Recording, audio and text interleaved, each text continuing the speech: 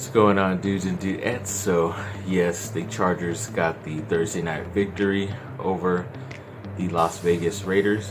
Still very weird to say that, but yeah, it went into overtime, and I mean, yeah, I was okay with it going into overtime as long as the Chargers lost, just because I'll explain why. But yes, they ended up getting the victory on the quarterback sneak by Justin Herbert, even after a couple times he got the touchdown, but they still had to keep doing it and stuff. And yeah, it's always cool to get a victory over your rival, just not at this point of the year, just because you're trying to fight for something. But during the year, or this whole entire rookie season for Justin Herbert, he has now tied Baker Mayfield's most touchdowns by a rookie quarterback.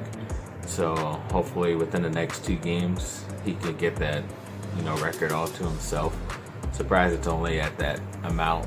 I'm pretty sure it'll get broken within the next couple years. Maybe Trevor Lawrence next season. And then what also is the main reason why I'm kind of upset about the victory is that they were picking 4th, and because of those basically last 2 wins with Atlanta and now the Raiders, they moved all the way back to 9th place in the draft. So, I mean, that's pretty big, especially when it comes to the talent, especially at those top 5 picks. You're just really in a no man's land right there. That's why I don't like teams finishing 8-8 or 7-9, something like that. But it looks like it's gonna be a 5 and something or 6 and something record. And yeah, had to deal with that, but I don't know. We'll see if someone becomes available or if they end up trading that back, getting some more picks, maybe an extra pick in the first round. You never know.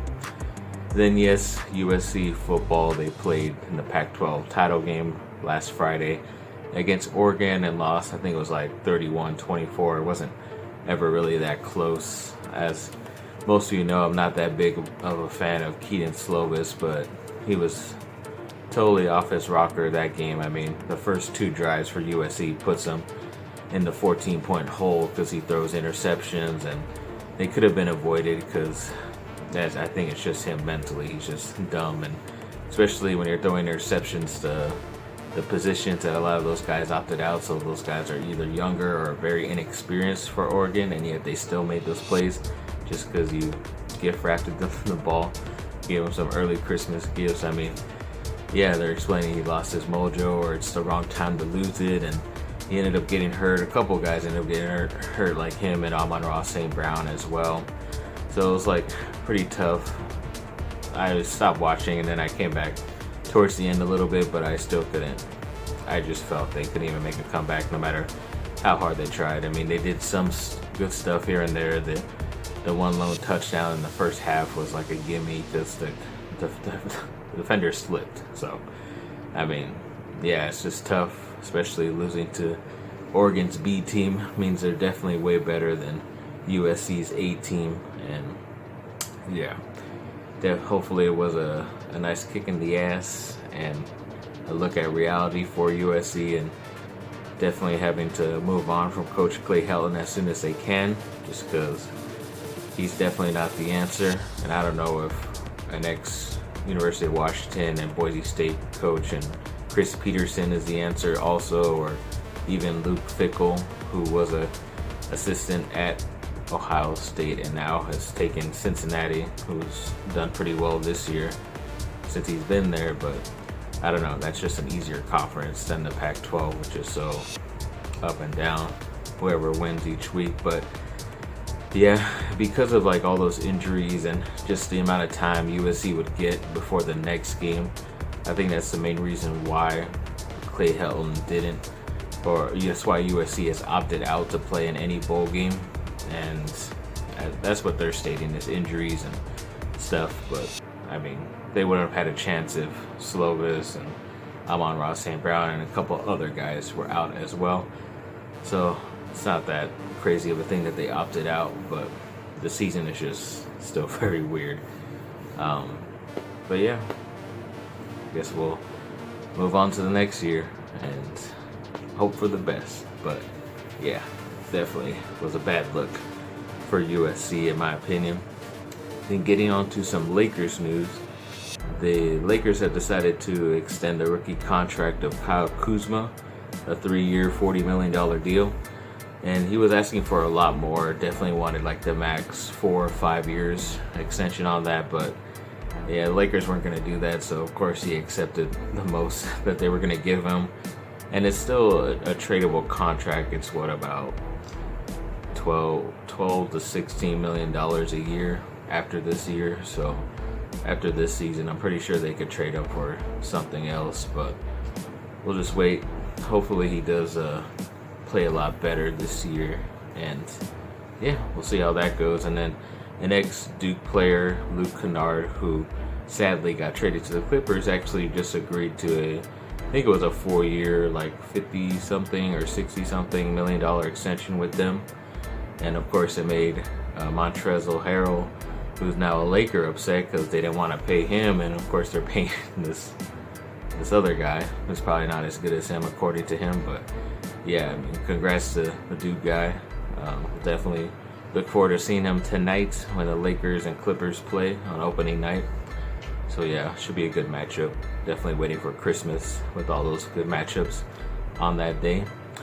And then yes, when it comes to the NHL, they finally did agree on some type of like mini bubble type of thing, or just more playing in your own region, so the east, north, and south and stuff. So luckily, I guess since Canada has a problem with people going up there, all those Canadian teams will basically just play each other, and the West is kind of just relegated to most of the teams that the Anaheim Ducks play, with a couple teams added in there. I just wish they would have added Dallas Stars to that instead of like, and also taking out Minnesota or St. Louis, just because those are very far cross-country trips, and you just never know with the guidelines and all that stuff around there.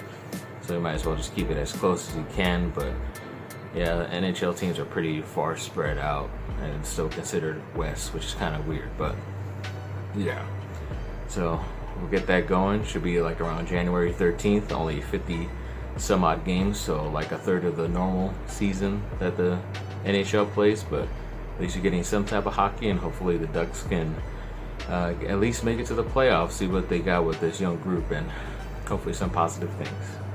And for the rest of this video, yes, I did forget to mention that the Lakers did go undefeated in the preseason. I think it was 4-0. Last played the Phoenix Suns. They were losing by quite a bit, but a nice output of 30 plus points by Anthony Davis. And then the second team, basically the B team, finished up the game and got the victory. I think that's the more important part, is seeing how the second guys do, especially trying to gel with each other, other than with LeBron and Anthony Davis. And obviously they're playing well enough to get the victory, so that's kind of like all what I care about. So it's good to see that. And then when it comes to the Lakers, a lot of places have them, most likely Vegas as well, repeating as champions and going back to back. It's going to be a lot tougher, I think, just because you have now that bullseye on your back. And I mean, they're the Lakers. They're the Lakers. They always have the bullseye on their back. But now that you recently won, you're going to have your ring ceremony tonight. Yeah, should be a very crazy year. Hopefully everyone stays healthy. But yeah, we're just going to wait and see, and hope for the best, and hope that this whole season gets undergoing before the Olympics this summer. And then, as I mentioned in the USC National Signing Day stuff, a player that I was hoping USC could try to get for from modern day, the local product, is Rajon Davis, the linebacker. Is definitely a position they really need this year. And just a couple of days ago, he recently decommitted from LSU, so that's another good sign. So hopefully my thing comes to fruition. But yeah, I don't know, especially after that game that USC had. If he goes to Oregon, then yeah, USC is definitely not doing anything this year in the Pac-12, or next year in the Pac-12. But I mean, it's a small glimmer of hope. So you're saying there's a chance, That's all I got right now. But yeah, hopefully he does come to USC and fights on. And then the Chargers had 2 players make the Pro Bowl team in the first round of voting. wide receiver Keenan Allen and the defensive end Joey Bosa. It's pretty good for them. They've been the more consistent guys and at least healthier, somewhat healthier guys on the team. Maybe Herbert might get in there as like a replacement Pro Bowler. And I never understood the Pro Bowl because, I mean, if you looked at Tom Brady's Pro Bowl, it's probably not a lot, but that's just because he's been playing in the Super Bowl most of his career. Like, I mean, he does. I don't know why they don't count it if you don't play in that stupid Pro Bowl game, which is just a week before the Super Bowl, which is the main reason why those guys don't do that, to not risk any injury. But I think it should still count, especially if you made the Super Bowl and you made the Pro Bowl before that. I just never understood their Pro Bowl logic in the NFL, but it's just the way it is. And then USC safety Talanoa Hufanga was recently named the Pac-12 Defensive Player of the Year. Definitely deserved it. Was a hell of a lot better than what he has been, especially more consistent with his tackling. I mean, his tackling numbers definitely over 10 average a game, it seemed like, because he had to. And then once he moved to that linebacker position from the safety, he got a lot more interceptions, made a lot more bigger plays. So he's definitely going to be a Swiss Army knife when he goes to the NFL. But he does have injury issues, but luckily this year it wasn't.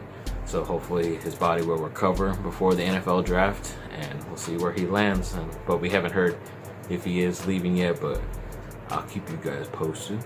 And then, yes, when it comes to, just trying to remember.